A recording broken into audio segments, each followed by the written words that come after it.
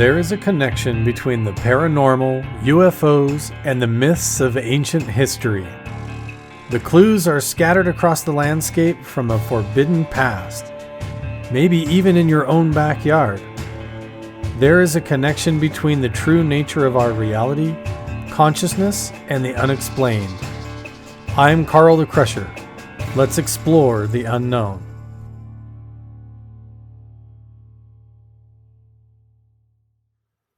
So, Dr. Segala, it's been a little while since we've been able to catch up, especially to record like a whole interview, but there has been a lot going on behind the scenes and some big announcements and changes when it comes to the modular unidentified phenomena alert system and some really cool opportunities going on with that. But I thought today that it would be really interesting to kind of put your entire career into context for everybody that's unfamiliar with it, and kind of maybe start from the beginning and give a little bit of an autobiography about how we got to this point. Because with everything going on in the news with Jacob Barber and the news reports on News Nation and all this whistleblower stuff coming out, going all the way back to the government, I keep seeing you kind of popping up right there in the midst of things in the background. And I think that's important for people to understand what's going on. So anyway, thanks for coming back, and I'm excited to talk to you tonight about all that. Yeah, I appreciate it. It's been an interesting ride. It all started way back, probably 2010 area, when I was basically trying to land after getting a PhD, doing a postdoc, having all that, great stuff happening in my career. It was actually my second career. My first career was as an engineer, did a whole bunch of stuff there, saw some success, said to my wife and my kids, this is it. I'm done. I'm going back to school to be a scientist, and that's all I'm going to do from now on. Little beknownst to me that, I'm going to end up here was like, I didn't have any idea that was going to possibly happen. But what happened afterwards, so I kind of specialized in a area of biophysics, looking at how radiation affects cellular mechanics, because we were looking at modalities for cancer research and curing cancer and radiation treatments and things like that. So I spent a lot of time, like 2 or 3 years in my postdocs, really understanding how the waveforms in nature and the energies in nature actually penetrate the body and change it, the physiology of it. So that actually led to, of course, I could have stayed in cancer research and done great things there. And Brown University would have been great, very happy to have me. And I was doing work with MGH, which is Harvard's hospital that they work with. But I found Hal Puthoff on the internet somehow. I was just fooling around looking for fringy type of things, right? And Hal Puthoff came up as a scientist working out of Austin. He had a institute called the Institute for Advanced Study at Austin, and he also had a few businesses that he spun up under earthtech.com. And his whole thing was that he was into the fringe scientists, understanding what happens out there in the world that people say, how does this happen? How can I do this? How can I go faster than light? How can I travel to another star? How can I do? So it was a unique opportunity where I saw somebody that was basically doing the kind of cool research I only really ever witnessed in science fiction movies and books and things like that. And Carl, I'm sure that at some point, it was a big surprise to you that a lot of this stuff is out there, that somebody was actually spending money or given money to research this, other than the government, because the government wasn't really doing much with it. They were supplying universities with money, but it was very strict on what they can do. They couldn't do the fringy stuff. So there's this guy in Austin who had literally all the money he could possibly want doing all this crazy research. And I said I wanted in. So I contacted him. I sent him an email. And nowadays, anybody that emails him knows he never responds. I mean, he never responds. But right. It was like, 15 years ago? I emailed him, didn't respond. So then I went to his website again. I looked at, about me or about us. And I went to the second person down. sent that person an email. And what I did, I said, okay, I said, I'm a postdoc. I have a lot of experience in doing numerical analysis. And I gave a kind of resume of what I did. It says, I'm looking to work for free for a year on any project you deem necessary in this kind of space. So for some ungodly reason, I got an email back says, yes, we are actually looking for somebody. And actually that was when, so Hal Puthoff was Bob Bigelow's big science advisor, right? He sat on the Right. board and he advised him on what to do at NIDS and what to do he at Skinwalker and all those places. So he Was had he actively doing that when you reached out to him, or had he NIDS already was shutting kind of down. finished? Yeah, I guess at that point NIDS was just shutting down. Like the money had gone away. Bigelow did his thing, but all this data was sitting at Earth Tech right now. So Bigelow gave because Hal was like Oh, the right. scientific arm. So That was like he right always, at the transition years when it yep, was going from Bigelow over to Brandon Fugal. yeah. Kind of So right yeah, at the that was a few beginning, years right? later. Yep. Right. Okay. And so Hal Puthoff in his institute had all this data that they were looking at because they did crazy research on the ranch. Every day they used to sweep the entire place, 500 acres, and do elemental analysis and gravity measurements and E&M measurements all over the place. Like crazy stuff. But all And this data was sitting there. even consciousness testing, because like I'm And friends yep, with Chris Bartle, and he talks about how they used to have him sit like in Homestead 2 at night and do like telepathy experiments and things, and that's all come out too, and the connections between all that's sure. really fascinating. Probably goes back to Stanford Oh and yeah, I Hal. mean that was Yeah. right in Hal strike zone. So, and then Right. Eric Davis, because I worked on the next, So anyway, so I offered to do this thing for a year, and sure enough, they said, "Yep, here's some data," and I spent about a year on my own, when I wasn't at the hospital doing research. And finally, Hal came to me and he says, "Why don't you just come to work for me full time?" So he basically gave me an internship for X number of months or X number of years.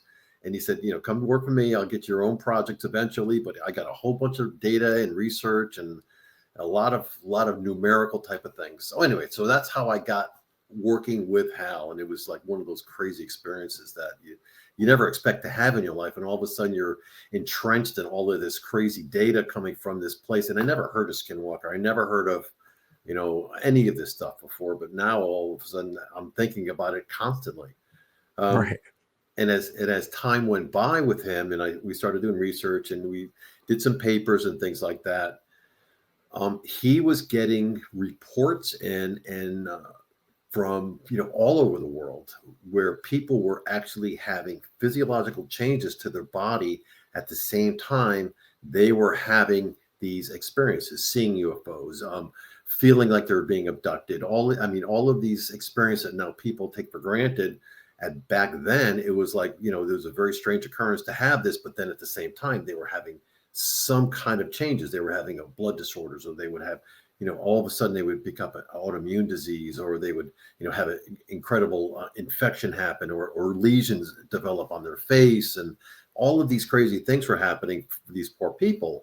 So he put myself and a gentleman by the name of Dr. Kit Green on a team, sent us out and said, look, I've got probably, I think there was 45 different medical cases where they experienced some type of strange phenomena, and at the same time or just afterwards they developed these strange or these very unknown diseases, and it was completely unexplainable. Most of these people eventually got well, but some of them actually didn't. I mean, there was a lot of cases where people just ended up succumbing to the disease. So in that whole process of understanding what these people were going through, it became very clear to us that there was some physical changes these people were going through while they were having these very profound experiences. Hmm. And you talk about like with COVID, like what's the vector? How did something from the outside of your body get into your body to make this happen? How did the disease happen? So we didn't understand what the vector was. What was the source of this? What was actually going on in their environment when this was actually happening? So Hal, actually said, he went back to his sponsor, who was a person that was very, very into this, gave us some money, and he said, "Look, I'm going to let you guys go out into the environment, understand exactly what's happening to these people. While you're doing that, collect data from the environment, ask them what's going on in their lives, and get their narratives, and see if you can get some kind of correlation between the two." And that's what we called our phase 1 study. Gotcha. So this makes sense. Just a couple of quick questions for Okay. context. Your degree in engineering came before the degree in biophysics. Is that right? Yes, that's right. So I So had I up to a master's degree in engineering, did that for a few years. And then afterwards, I went back to school for, and I went straight to physics. So in the biophysics, you also have to take a lot of like quantum, and you have to take a lot of anything to do with how energy propagates through the environment. So that's what I was going to ask is like, how does biophysics, you mentioned that, and how does that specifically differ from just other types or categories of physics? And you mentioned it has to do with the quantum interactions or those invisible energies in the environment that affect the human body. Is that right? right. Yep. It's all how the cellular process works, how the proteins fold, how this happens, what's the thermodynamics, how things interact in your body. So when you get something like, how does a lipid layer react to any type of energy? How does like a virus impregnate a cellular wall? And those are the kind of things that I focused on for, my years, getting my PhD. But at the same time, you have to understand a lot of what's the energy doing. Is there some, is there, how does electromagnetic energy enter your body? What is it doing? Is there any other quantum effects that might be happening that are actually, some entanglement going back and forth? So a lot of Mm, my training in school was about how energy reacts with nature and your body. And then what is your body doing with that energy, and how does it react, and what is this, the repercussions of that type of thing. I see. So you got into that field and that was like specifically needed. So when you started doing this with Dr. Puthoff, did that a lot of those reports were they coming in from just around Skinwalker Ranch and that transition going on between Bigelow and Fugal, or were the reports coming in from all over the place? All over And the place. There was some stuff from England. There was an Air Force base in England that had a lot of injuries when they saw a UFO. There was reports of different ranches around the area that Bigelow that was interested in, and it was just all over the place. And it was good because you didn't want to really pigeonhole yourself into one specific area and things like that. But there was a couple that were coming from the ranch in that area. There was a lot coming from other places. Down in DC, there was a bunch of places that were, and then of course you start thinking, down in DC, conspiracy theory starts clicking in and say, is that going to be another government or mm, so? But the idea is that, we're trying to understand why this is happening to people. What's the phenomena that actually creates this with people? Why are people getting sick? Why are people having these experiences and then having some residuals on their bodies, lesions and things like that? mm. And was there any point when you started working with Dr. Puthoff or before, have you had to take on any kind of like government clearances in order to get access to these studies or information, or has it mostly been private and contracted and just under like the HIPAA laws? Well, so I had a secret clearance. I had a top secret clearance, and that helped because what happens is that guys like Dr. Puthoff, is always requested by the government agencies to come brief them. So the Senate Armed Service Committee, the DI or the Defense, was it the Defense Intelligence Association? I think it is DIA. They would invite Hal to come and talk, and a lot of times he would bring myself, he'd bring Kit, he would bring whoever is kind of the expertise in the field that the people were asking about. So it was very interesting to go with them and actually brief these people and look at their faces when you tell them these things that you've investigated and you found, because it's like they're surprised. I mean, they're genuinely surprised. So you say, well, does the government really are they the end all of knowing everything? And the answer is probably not. I think that the community at large, the people, I heard the term citizen scientist the other day. Mm. People that go out there like Hal and people that are funded separately and things like that doing the investigations. But the government's smart enough to say, look, these people are out there doing this stuff. Let's invite them in. Let's let them brief. So we've briefed, Senate Armed Service Committee and, that kind of stuff a lot. So I needed the clearance to do that, obviously. Yeah, definitely. And I mean, you're working right alongside with Hal Puthoff. He's the founder of the viewing program with Yes, Russell and that's Targ, all which right. Yes. became the entire psionic program that we're hearing about Yes. now and all these whistleblower hearings. That combined with certain aspects of the Gateway program from the Monroe Institute and Yep. became like a whole psychic spy program under Project Stargate and Grill Flame. And then now this alleged UFO crash recovery program that's been going on with these Delta Force and Green Beret operators. It's super fascinating. And then Kit Green, he's the I'm not sure if he still is, but he was like the lead physician for the CIA. And Yeah, so yeah, yeah. you're there in those meetings in the government offices, talking to these officials, and you're saying that you're shocked to find out that they don't know, and they're leaning on you guys to tell them what's Right. going on. Yeah, so one of the interesting meetings that we had was in 2018 when the Tic Tacs started to make an appearance again. So I guess the Nimitz had just seen them. I Hmm. forgot the exact histology and exactly how it happened, but so right at that time there was a big interest in the Tic Tacs, and at the same time, Havana syndrome was kicking up, right? Because it just had like 2016, it just started happening. So they went to Walter Reed and they had some evidence, and Kit was working on it with me, looking at some of the cases. So they said, Hal, why don't you come in? And we're gonna we want to talk about it. We want to run some ideas past you. We've got some theories and stuff like that. So it was quite an interesting meeting. It was fun. Back then, there was a lot of Cold War speculations and things about it Oh being my God, it was these the like Russians, it was the Chinese, it was the like, oh my Russian God. radar systems and the Yep. woodpecker radars and those directed energy systems and all that. And that has gotten blended in to all of this. Having to sort that out, I'm sure, was like a needle in a haystack trying to figure it out. Yep. And a lot of the people, so we went back. So after the Havana syndrome went, we had some of their data from them and looked at some of the MRIs that they specialized MRIs that they did, went back to our patients, the 45 that we initially looked at, saw that there was a big correlation between stuff that was resident in their brains and the actual damage done to the Havana syndrome people. And there was a close proximity or the close comparison between the two of them, meaning that probably whatever happened to those people there probably happened to these people that we looked at. I mean, it was a rare. It's called TTI, so it's actually something that happens to your brain, like a boxer. If he gets slugged, or Mm. you're in a car accident, you hit the windshield, you get these accidental breaks, and you get these micro bleeds in there that only a specialized MRI can see. So we found the bleeds in both the people that were in the Havana syndrome patients, and also some of the patients that we had.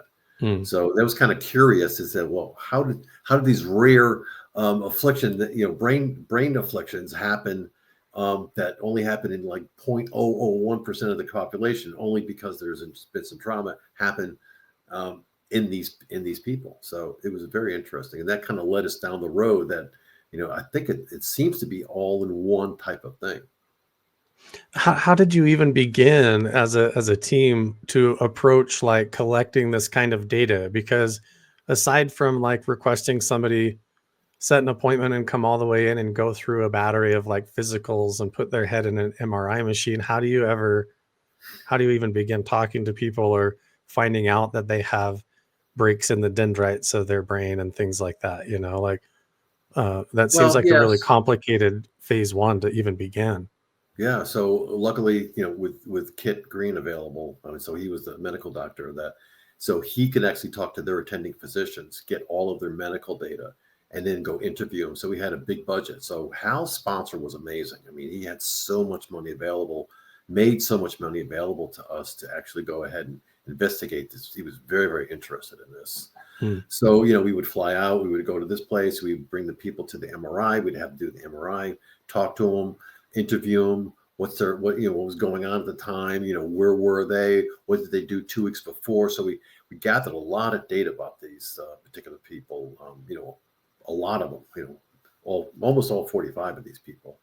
And then from there, you kind of compile all the data, see similarities, see how things, and that's when it popped out. I said, wait a minute, it seems like there's a lot of people that have all of these similar things going on as other patients in other kind of phenomena that was reported.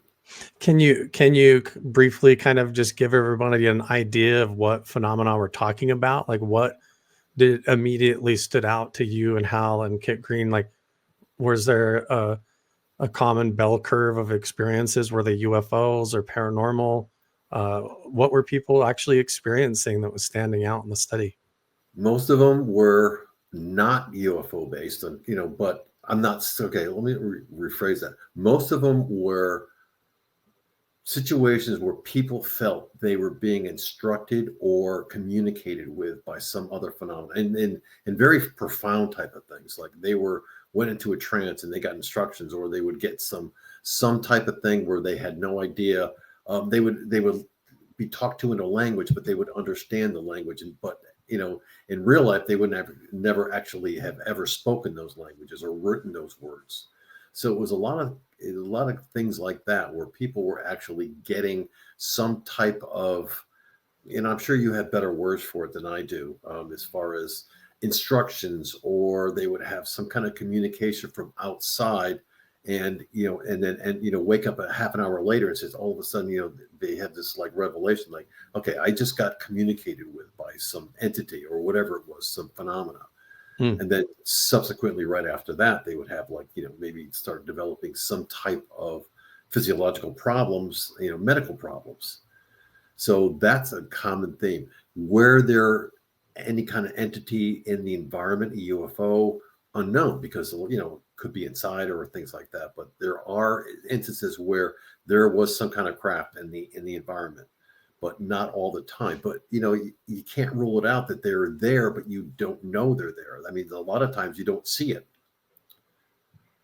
Right. It's just kind of like the person affected sort of has some kind of a download or a glimpse or a vision where they see maybe a whole variety of things, or maybe even experience what they would perceive as an abduction or an encounter with something supernatural. But really in the environment, their body might just be catatonic or sleeping in the bed, and they don't know if they're awake or dreaming or whatever. So with all of this coming in, you guys are noticing that there's actual physiological effects happening on people. Yeah, So is that when Hal kind of looked to you and was like, Jim, we need you to figure out a way to measure this or to get the data like exactly. that's more efficient? So Yeah. walk me through that. How did that all happen? So, you look at the vector, you say, so a person's sitting there and all of a sudden they start having these experiences, right? They start feeling something. So you have to first of all say, is this completely made up in their head?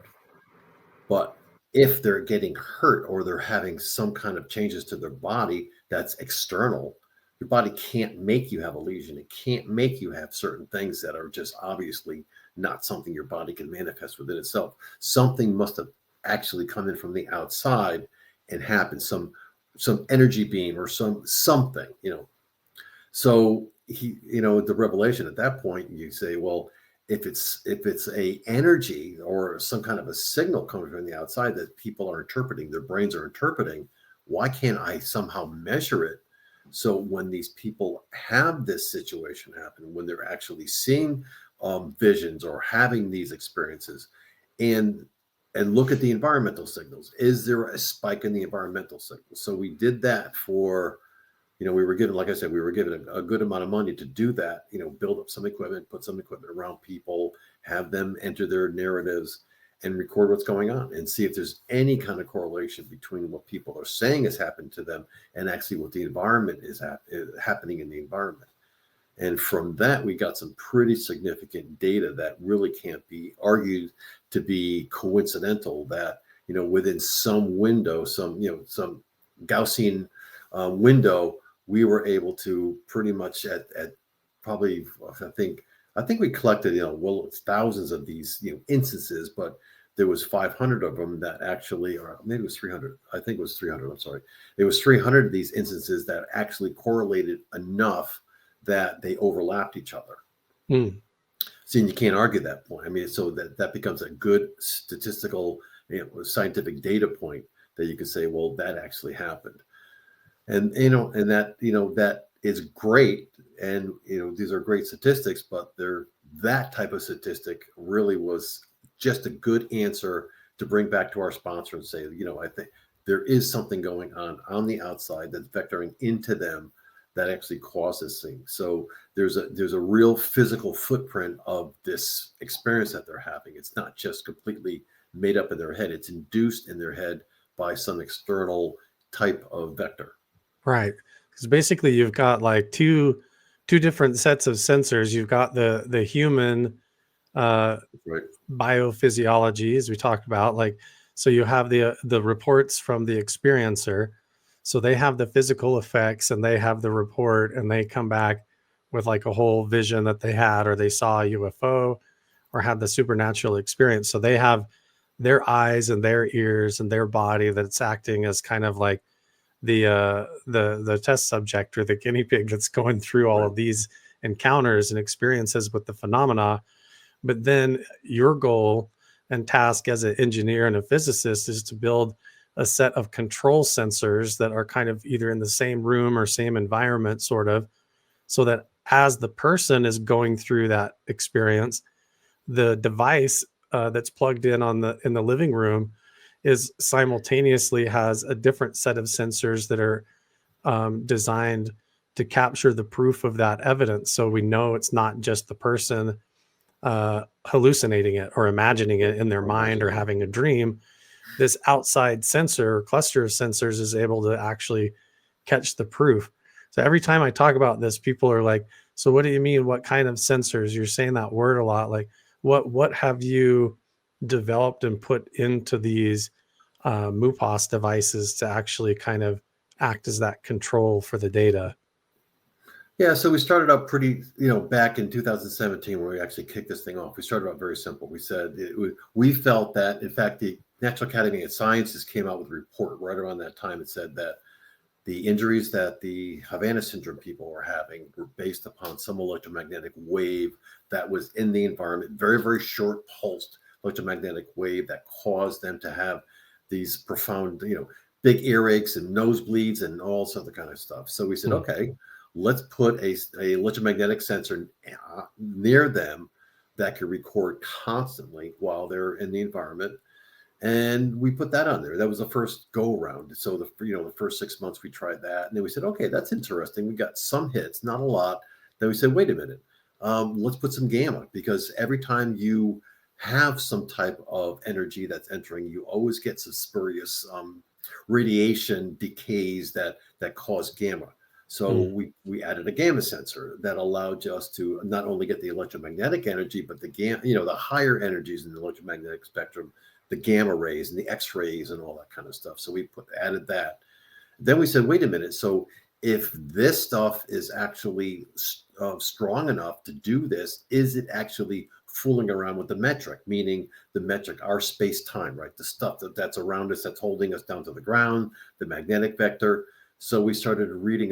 We said, okay, let's put a magnetic sensor in there, an acceleration sensor, and a gyroscopic sensor, and see what happens when these people have these things. So we kept adding and adding and adding. And then we said, wait a minute, we know that infrasound actually is one of the big players in the field when you start having these experiences, because it just seems that when large energetic things are in your environment, you have a lot of infrasound. So very, very long wavelength sound that propagates over the surface of the earth.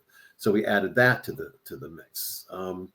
And then we kept going and going and going, and eventually we got to the point where we had that whole suite. We had 15 different sensors that were recording constantly, and at the same time, we were asking the people that were in the study to go on go to a site, enter their narratives, or go to a phone and talk their narratives on a daily basis. And at that time, AI stuff was actually getting pretty good at that point, like the Facebooks and all those, the Google searching. So we started using what they call natural language processing. We start pulling out really cool information from their narratives and using that as an indication of what they're actually feeling, what their sentiment is, how well they're doing. and mapping that onto and overlaying that onto what the environment was doing. Are we getting a gamma spike? Are we getting this kind of spike? Are we, what is the magnetic vector doing at that point? And that's the good data that you get. Yeah, that's fascinating. I found that too with the devices that I've had. I've had two different models in my home, and for some reason, I'll have these strange experiences. Even throughout this last weekend and the last couple of days, I've put a couple of journal entries in there, and they have been like you're talking about these strange, like altered state of consciousness that I enter into. Like I'll start daydreaming, and then it becomes like I'm locked into a daydream that turns into a whole metaphor or a vision or storyline of some kind, like almost like an out of body experience. Mhm. And at the same time, simultaneously, I'm very aware that I'm like, my body is like here in the office chair and like kind of stuck. And Right. I feel like there's something in the room or a presence there. And then it's been super validating to log into the MUPAS system and see like a whole arc of gamma waves or something like Mhm. the signal of gamma radiation and all of that.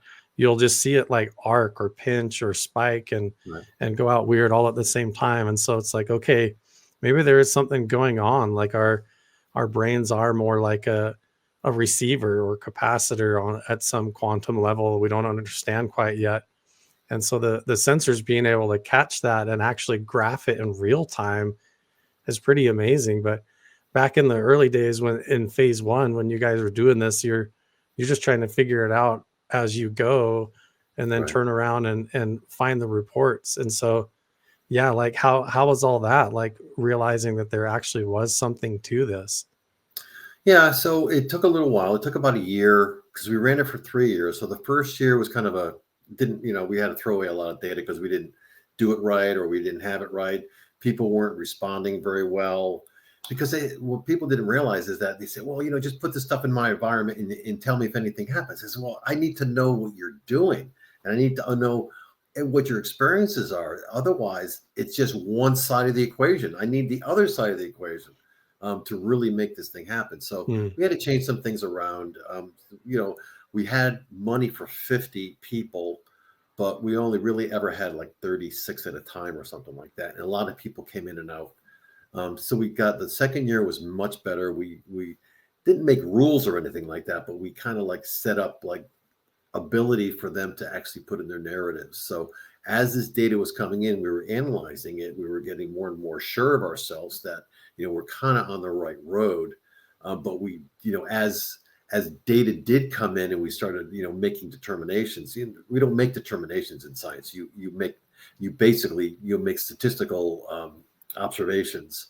We knew that we really didn't have scientifically validating data with only 35 people.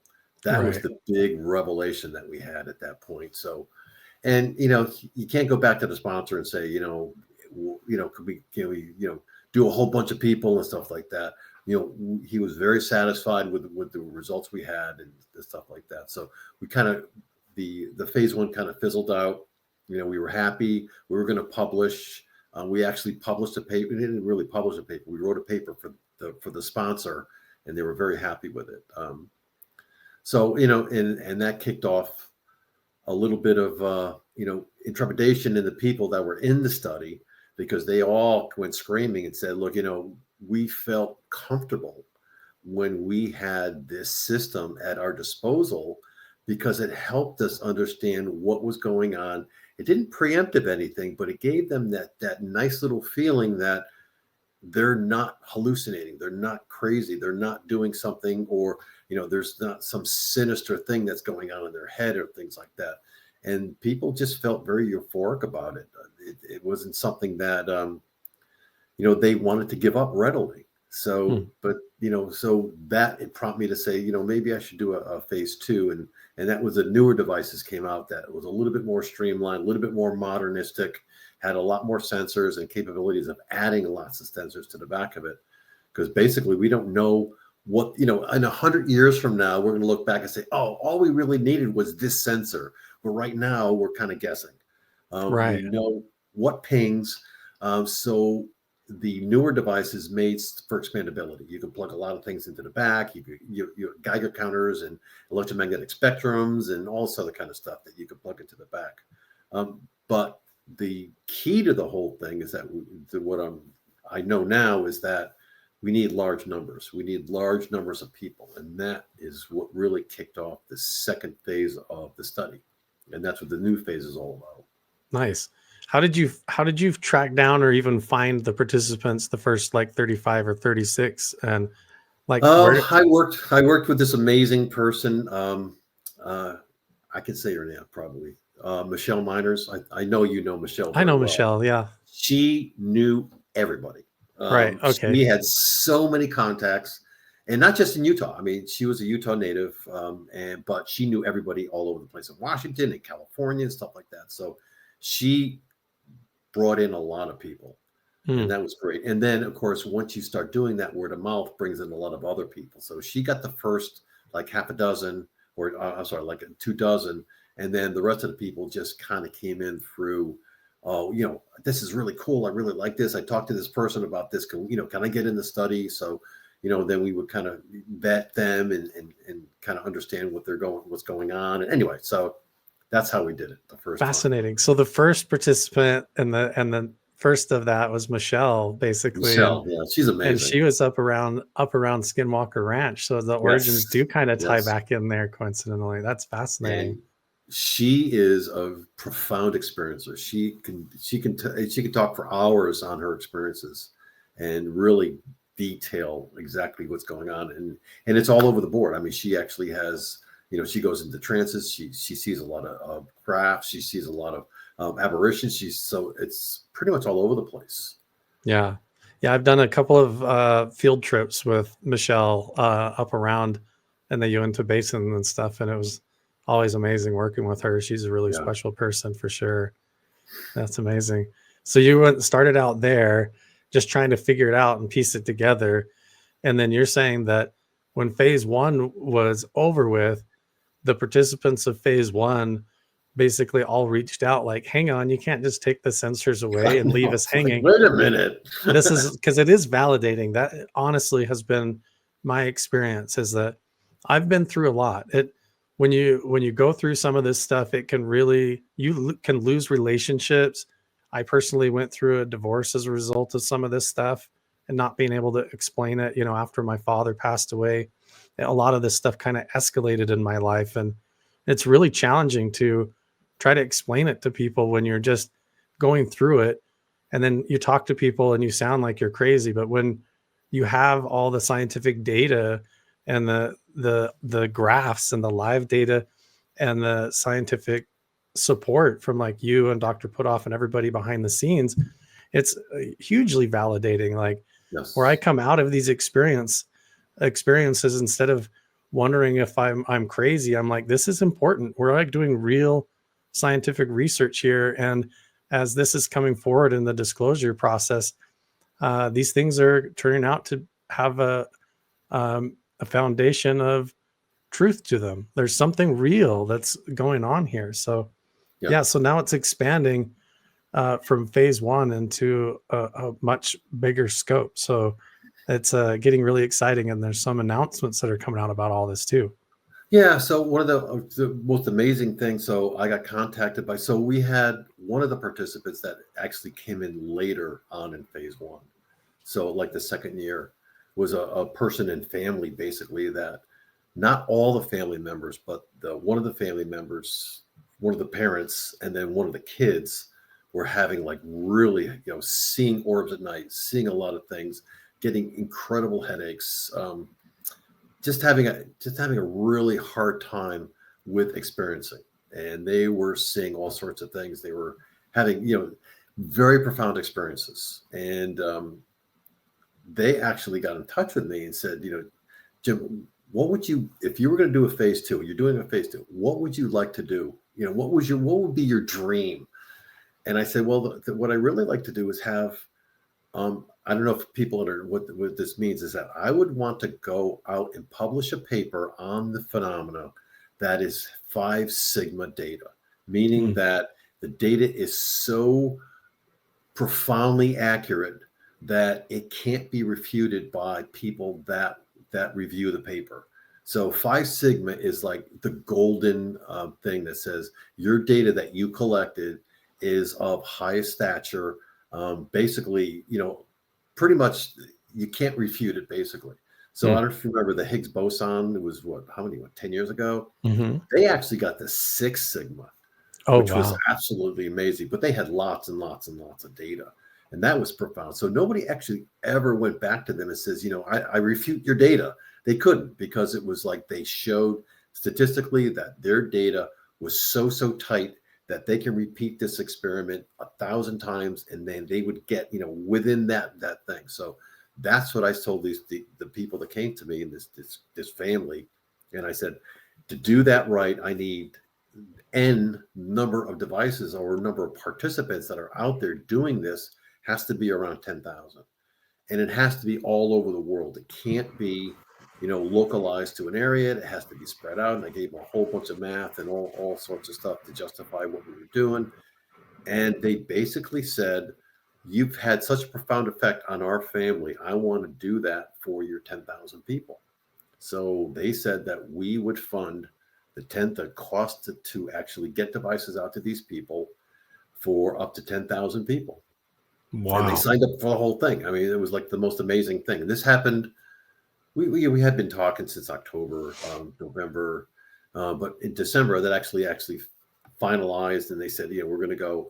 But I said to them, that's a big ask. I mean, 10,000, if I just, I'm just basically it's myself and my wife, and we don't really have a lot of manufacturing, and so I convinced them. I said, let's take it slow. Let's do 500 to begin with, and then let's do that. I said I could probably get all that done in 6 months, and then he said, yeah, because they were ready to go.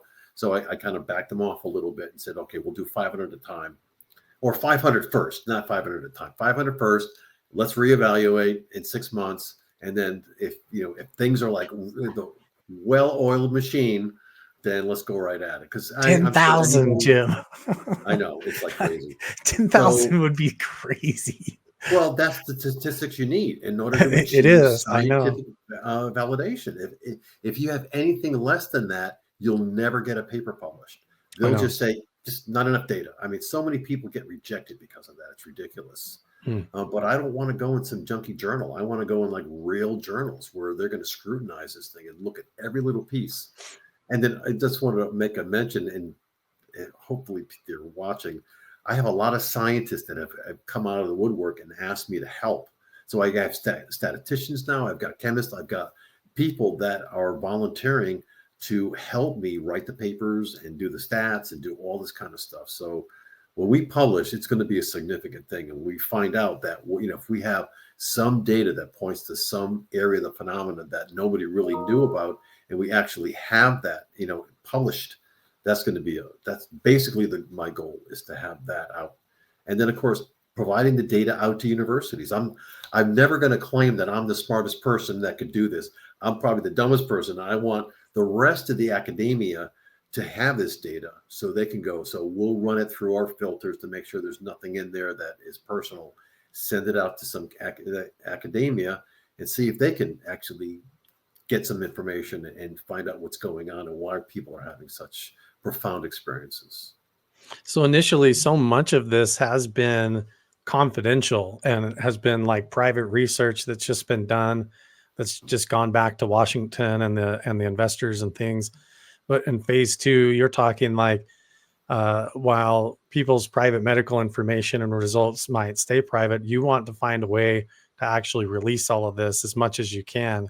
Or is there actually, I know I've volunteered all of my data and information to be used publicly or shown as part of the report and even talked about by name. I don't care. But is there a lot of people that want to keep it private, or some that want it to come out? You can opt out. You can opt out and not have your data put in there. But basically what I do is that, so first of all the data that gets collected goes up to the cloud. And we have a special section up there at the cloud, the cloud, all the servers up there. It's all HIPAA. Nobody can touch it. It's all in there. So then I have it up there, I run it through these programs that strip all information out of it. It just basically just has sentiment, keywords, nothing personal. And those are the kind of things that actually go into the models. Mm. And then the models are basically just a bunch of numbers that then can get released to other people. So nobody's personal data ever gets in there, but they get. In fact, I never even see it because there's just so much of it. It's ridiculous for me to even think I can go see it. It goes through the filters, and it gets stripped out by the natural language processors, gets put into the AI models, and that's what would get released out to academia, and they can play with the models. So as far as anybody's concerned, it's just a bunch of, basically a bunch of numbers that these people are going to be getting, but they can run scenarios and they can run like what ifs and things like that off of that. And then, if you have 10,000 people, that 10,000, their 10,000 contributions get all munched together into like a statistical model that they can then use mathematically to do whatever analysis they whatever experiments they want to do.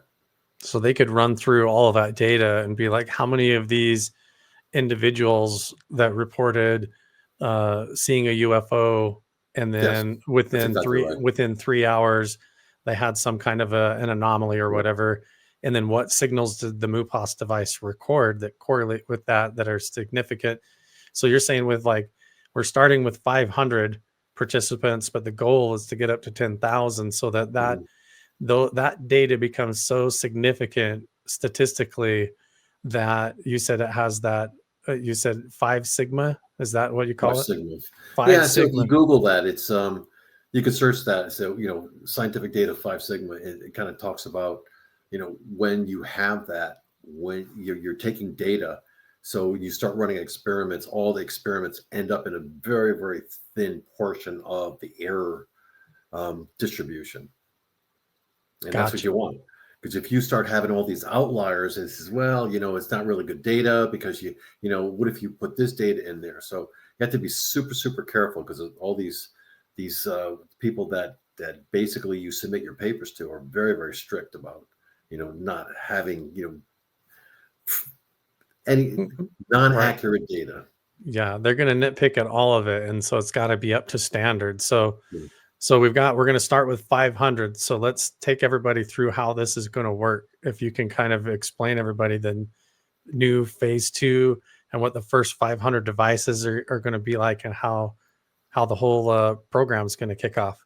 Yeah. So basically, we look for people to enter, and what we do is that we ask them to fill out I think it's 38 questions. It's a little survey, a little 38 question survey, which actually helps us prime their AI model, basically. So it kind of tells us their demographics and things and stuff like that. So we strip out all that information and we actually build their model. You have to understand the model is just, when I say model, I hope people understand that it's just a mathematical model. It's just a bunch of numbers that when you ask it questions, it can give you predictions to Hmm. say, is this person likely to have another encounter in the next few days or things like that. That's the kind of information that people understand AI now, right? Because you can, when Facebook or when like Alexa, your little thing says, it's time to go buy more, dish detergent. Hmm. That's an AI model that knows, that's predicted based upon your buying. So what we're trying to do is build models that can predict and understand your particular nuances as far as your experiences. They can And read then those patterns that are occurring over time and kind of yes, paint a picture of what's going on. right. And then Okay. that is what we're trying to do. And then that primes the survey primes the pump. And then once you do that, you select. So we've got two different versions of this thing that we can do. Is one you can wear on your wrist, which is like a biosensor. You can pick up a lot of stuff on your bio, or we have the one that you can plug in and leave on your coffee table or wherever you want. So we have two different models. So they choose which model they want. And then from that point on, we ship it out, and then we asked them to contribute monthly. So unfortunately, the sponsor wasn't willing to pay the monthly fee that cost to actually have devices sending up all that data and doing all the AI work. I mean, that's expensive. I mean, so right now it's about $2,800 per 200 members to run that thing. So, that they weren't willing to pay that. They're going to pay the upfront cost to get the devices out and all that other stuff. So we asked the participants to contribute their money, and then whatever left over of that money, that after processing and all that stuff, we decided that we were going to put it in the kitty and look to instrument large properties, like we would go to Mount Wilson, or we would go to the Sunshine Ranch or something like that, and put large installations there that everybody can watch and do all that kind of stuff. So we're trying to develop a large area, a worldwide network of these devices, with the help of participants, like the people that are coming in now.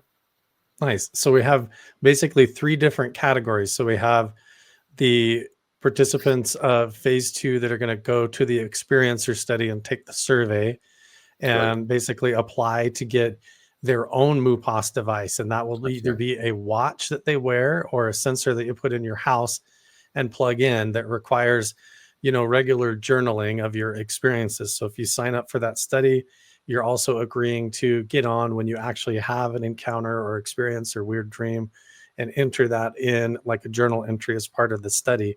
So there's that whole group that's going on. And there's, like you said, the monthly subscription to be a part of that program, to keep your sensor turned on and the servers recording all the data 24/7 and all of that. And so that's that one subscription. And then we also have the MUPAS team through my Patreon page, which is access to see my journals, all of my personal experiences, and to log in and see my sensor and all of the stuff going on. So if you don't want one in your house, but you want to see what's happening to me, there's that whole different subscription. And then we also have the global team as well, which right now is just listed as the Project Hestellen, because we do have a sensor over in Norway that's getting placed right now. And so that will be also global public information as part of that subscription. And they just added 3 more. So they're 3 more. Yeah. So that's going out. So we have a large shipment coming in that, go right out because they're all spoken for. So they're getting a bunch more. I'm not sure where they're going to put them. That's kind of up to them. You were there, so I'm sure that. And I made a few friends. I can probably reach out to some people that were there at the conference that would be willing to plug one in and set it up. So I think that would be cool. And maybe it would be worth another trip back to Norway to help place those and document all of that. I talked to the people there, and I think they're looking at end of summer, like September, something like that. And I would probably go out and help them, and you basically talk to the people and things like that. That's cool. So yeah, so there's those 3 different programs. If you're an experiencer yourself and you want to know and gather the data and be part of phase 2, we'll put the link down in the description box below, so you can just click it, go take the survey and sign up for that. And then I'll also have a link if you want to go and become a member of the MUPAS team on the Patreon page to access all that global login to see the ones in Norway and the ones in my house. So hopefully that kind of explains how all of that works. But the watches are cool, Jim. I kind of want to get a watch too. Yeah. So I think what happens is that when people have experiences, they get a change in their heart rate increases, their blood pressure increases, they get nervous, they get, maybe even if they're euphoric. I mean, so that is a big indicator that something's going on. So what we're finding is that people want them both. They want to have the watch and they want to have the other one. And then they started adding in. So I just want to, you mind if I share for a second? Yeah, go for it. I think that's a great idea to show people the page. So I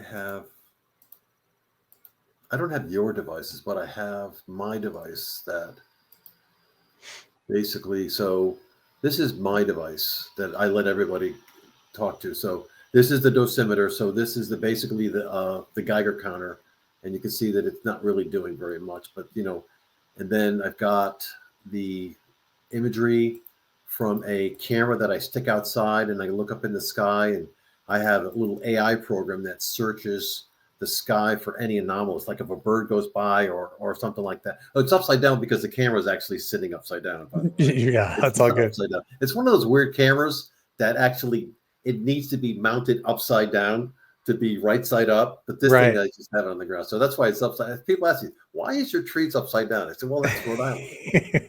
That's Rhode Island. But it keeps going, all day long. It just does that. And then I have, I can switch over to, let's see. So those are all the different sensors and everything that you can Yeah. record Oh, and go yeah. through. Oh, Yeah. yeah. So these are all the different sensors. I have the environmental sensor, humidity. Oh, pressure is a big, big indicator. A lot of times when anomalous things happen, the pressure will just start spiking because the air molecules are reacting to anything in the environment that's big and energetic. Like Mm. if a UFO goes past, it's the air molecules that basically get squished over. So you get this instant movement in the pressure. So then I Mm. look for infrasound. I look for any kind of, any kind of change in the GPS. This is the stuff that looks at the accelerometer. So this is the how you're vibrating within your environment. If you have your metric changing a little tiny bit, this will pick that up. The magnometer is like the magnet that's holding you to Earth. Basically, it's making you, so the electromagnetic or the magnetic field of Earth. Gyroscopic is the twisting motion. Sometimes when sometimes when a craft goes by or something goes by that is highly energetic, you get a twisting motion that basically we can pick up. And in fact, a lot of the stuff actually happens in the gyroscopic sensor. Mm. So we get a lot of correlation between that and everything else kind of just goes along. Where it We thinks can look it's for, the sensor thinks it's been moved or moving when it's not. yeah, exactly right. Yeah. I mean, all of a sudden everything's moving around. So we get the Mm. electromagnetic energy, we get the Geiger counter, we get electromagnetic spectrum. I mean, so these are all the sensors that are currently available right now. So like for the electromagnetic spectrum, I can, look at, I don't even know what this was. I guess this is a little, then I can step through them and see how things are changing. That's actually quite interesting. See this big, there's a big spike there. Yeah. That's kind of interesting. And then you can see, actually, that's quite interesting. Anyway, so these are all the kind. Oh, this is what I saw. So this is a big spike right here. So these are the kind of things that the AI engine will look at and say, "Well, wait a minute, I haven't seen that anymore." So it'll pick this up as an anomaly, and then look to see is there any other channels at exactly this, at this time at exactly 342. Was there some other signal in the environment that might have been funky? So maybe I can come over here and look at the gyroscopic Mm. and see maybe at that point there was some weird gyroscopic thing going on that, oh, actually it kind of was. There was kind of, but anyway, so, I don't want to, it's very difficult to go and look at these things afterwards. A computer program is much better than I am to actually pick up these anomalies, but this is the kind of thing that this device does. And then you could switch over to real time if you want. And there is, we can look at so this is the dosimeter that's looking at the radiation coming in. I can look at well, right now it's dark outside. It's, it's nighttime. So this is just the IR stuff, looking up at the sky. So these are the kind of things that you get. So this is the infrasound.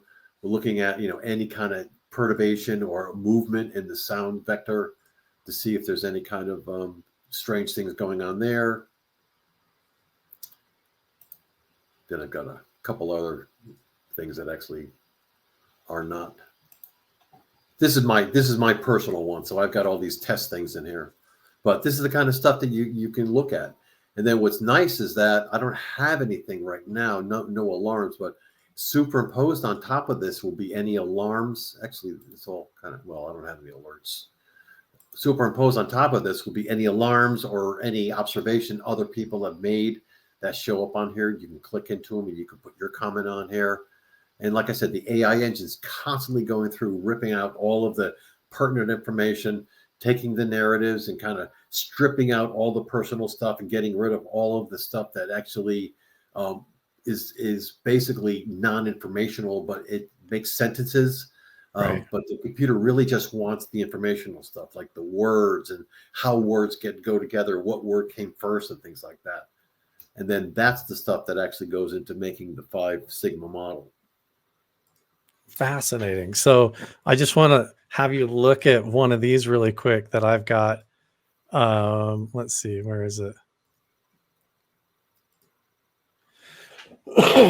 These Oh are my the God. these are the gamma waves that I've been experiencing the last few What days. the heck? So this is when this is what we're talking about here.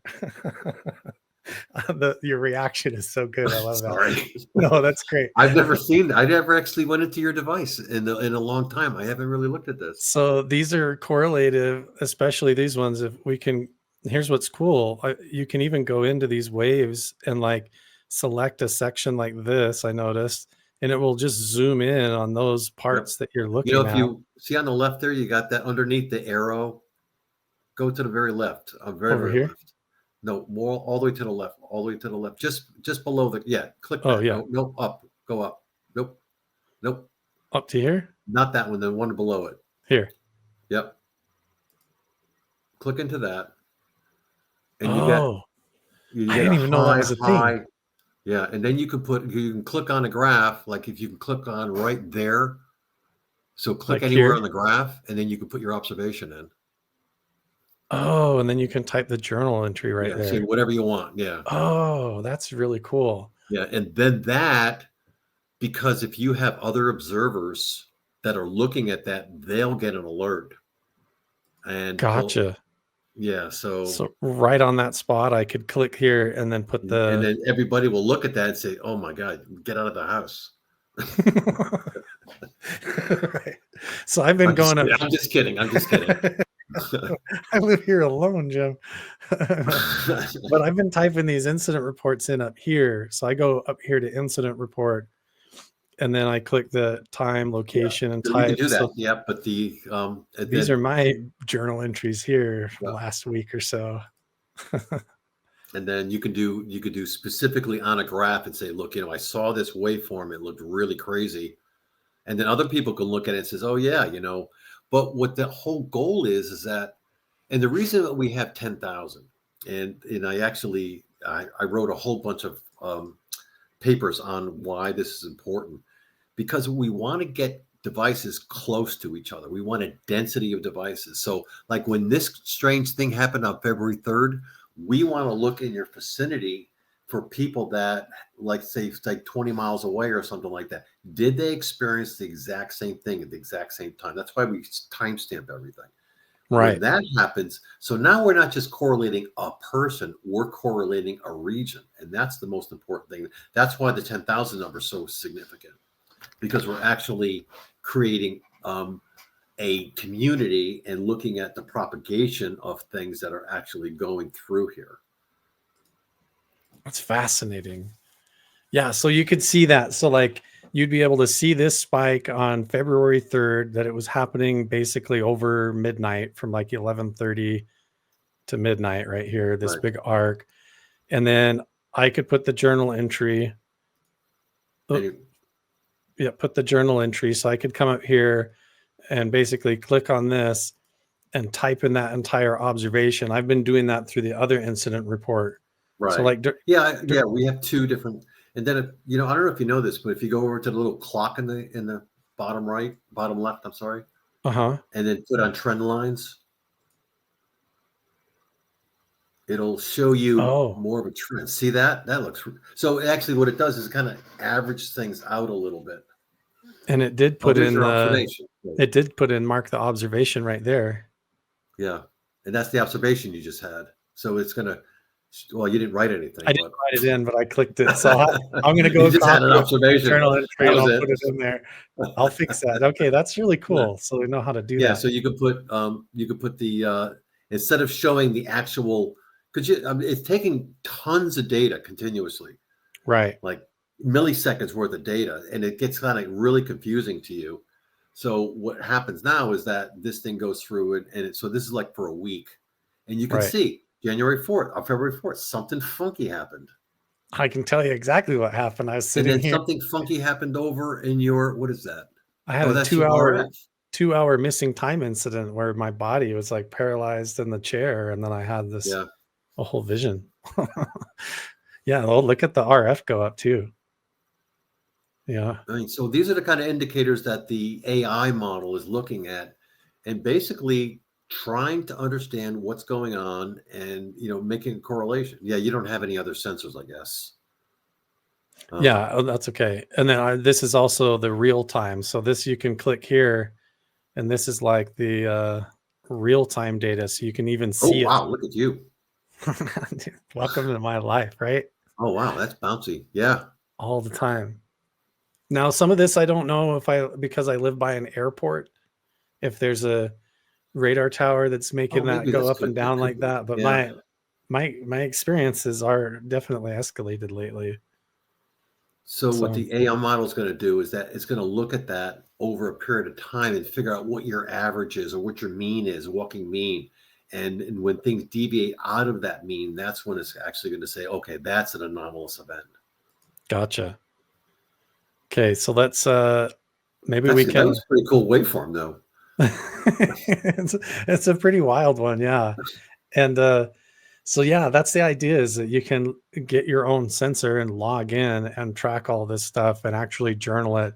A lot of people right now feel really helpless. I have probably a dozen people that email me all the time or message me on Instagram or elsewhere, and they're trying to get that validation, and like that they're not crazy. They want me to be like, are these experiences real? I mean, people will send me pictures of orbs and all kinds of strange stuff, and it's been really good for me to be able to say, well, if you want to actually get the proof, and you feel like you're experiencing this stuff, you can become part of phase 2 of the MUPAS study. And right now, basically, you can get a device for free if you're willing to participate Right. and Yeah. We join have the a monthly sponsor thing. now That's that is willing to pay for the cost of the device. Yeah. So it's just an amazing thing, and so now you've kind of taken us through your history from the beginning, initially how it worked with Hal Puthoff. Now, do you still work with some of these guys, or is it more Sure. like a Yeah. So I just did a three. Oh my God, it was horrible. Not horrible. 3 hour podcast, or it was called an AMA on Reddit with Hal Puthoff and Gary Nolan.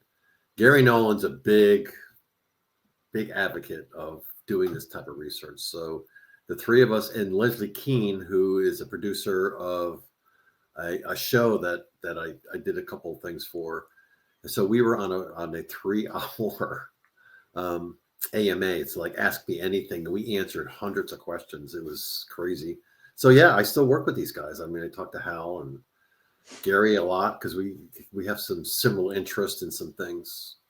That's good. You'll have to tell Gary Nolan he needs to unblock me on Twitter, because He I'm is. just 3 years ago I mentioned that the interference syndrome research started around Skinwalker Ranch, and I think I was just a little bit too ahead of the confidentiality around all of that back then, and so he just blocked me because he wanted to avoid it, but Oh boy, I was right. But he's a tough guy to get a hold of. no, I understand. He has every right to do that. I might have phrased it in a way that was a little bit rude or something too. But no, that's cool. And I've had so many people too that would love to talk to Hal Puthoff about his involvement in all this. A lot of people uh, consider like him and Eric Davis like two people that have seen things and know things, and they're starting to come out more and more with these new whistleblower laws that have passed that are protecting people, and we're starting to hear more. And so yeah, Yeah, it's really cool that you're able to work right alongside them. are yeah. are they are they aware of me and the Crusher crew? Like, do they have any idea that we're doing all of this? Um, I don't know. I mean, Hal kind of keeps to himself. As far as he's got his little niche and he does his thing. Eric, I haven't talked to Eric in probably 2 or 3. I used to work in the same his office and my office were right next to each other in Hal's lab, but I haven't spoken to him probably in 3 or 4 years. I don't know. I know he's off doing his stuff, and he just did a podcast a little while ago that I was going to go watch, but I saw He's a that. What crazy guy. I mean, so he has a lot of, if you can get him on a show, That's what I was he gonna can say. talk your ear off. That's what I was gonna say. If they're looking for a place to whistle blow some stuff they want to get off their chest, I mean, I know a guy. I'll definitely talk to them. That would be Yeah. really cool. But uh, yeah, I think it's amazing. And so I think we'll put the links for people that are interested in getting one of uh, the 500 if they want to join that program and take the survey and get one of the MUPAS devices. If you've seen UFOs or feel like you're experiencing strange phenomena in your home or that follows you home when you go out ghost hunting or doing whatever that you do, if you're experiencing this and you want that validation and to be a part of phase 2 of the MUPAS study, you can just click the link and go see if you qualify to get one of the free devices and join up. And if you want to see mine, you can follow the links over to Patreon as well and participate in all that, plus the global research. And you said we got 5 over in Norway now? We got 1 there, and they just asked for 3. So there'll be 4 total. 4 total. Very Yeah. cool.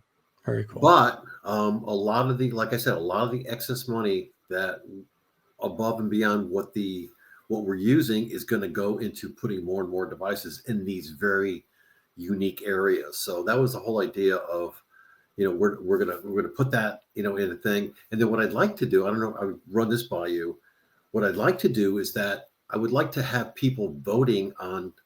So we would propose like 10 things. He said, there's a property here.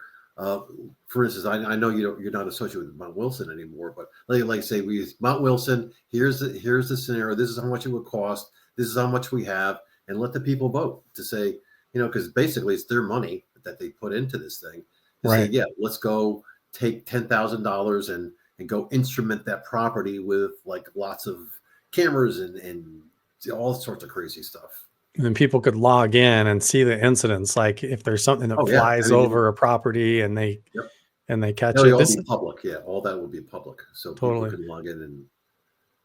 This is But all the stuff that the whistleblowers, this is what Jake Barber and his colleagues, these are Green Beret Delta Force operators that are coming out of these secret UFO crash recovery programs.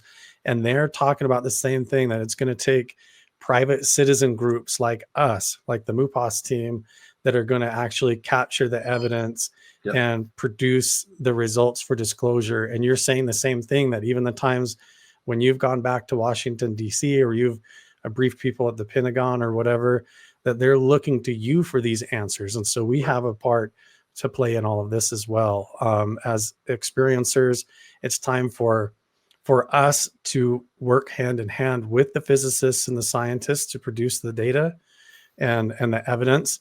And then the scientists and the physicists like you, Dr. Segala, and your friends can produce the Sigma 5 Sigma results that is irrefutable, that will just be the evidence that they'll be able to pick out, won't be able to disprove that the phenomena is real. So before we go, what can you say to everybody who may be out there seeing things or experiencing things, to maybe reassure them or let them know a little bit of what you know about what's going on? And what are your thoughts on the phenomena, UFOs and supernatural experiences? What do you have to say after all your years of experience with it so far? Yeah, so like I said, when I first got into the whole business, and I wasn't really aware of what the big impact was, and a lot of people were very, very taken back by the stigma of announcing things. So you talk to people, and they were very hesitant to talk to you and tell you these things. Nowadays, with all the social media stuff and all the people coming out and talking about these things, I think the stigma is actually going away. And people are freer now to talk. That's why there's so many whistleblowers and so many things out there now, because it's not traumatic. You have pilots saying that they see these things, right? Actual pilots, and not just Navy pilots or Air Force pilots. These are commercial pilots that could lose their job at somebody's whim. But they're saying, yeah, I've got evidence of UFOs that have been interacting with my aircraft. So it's great that we've transitioned from being a closed out, I don't really want to talk about what I've been experiencing, to now I want to talk about it. So there's like the Reddit groups fired up. I mean, you've got your actually YouTube channel is very, very successful because people are interested and they want to get on these things. They want to talk about it. So I think that we're in a transition period now. I think it's up to us to kind of grab all this stuff and start collecting the data and actually have this, make a profound announcement to say, okay, this is scientifically proven that there is this correlation between what is happening around the world and what people are experiencing. Well said. I think it's time. I think people are ready for it. And I think they're open-minded enough, and it's time to actually gather that data to pass the test and make it irrefutable and show it to the world. So it's really exciting stuff. Yeah. So yeah, if you want to be part of phase 2 of the study, check out the links down in the description box below, and we'll see you guys in the next one.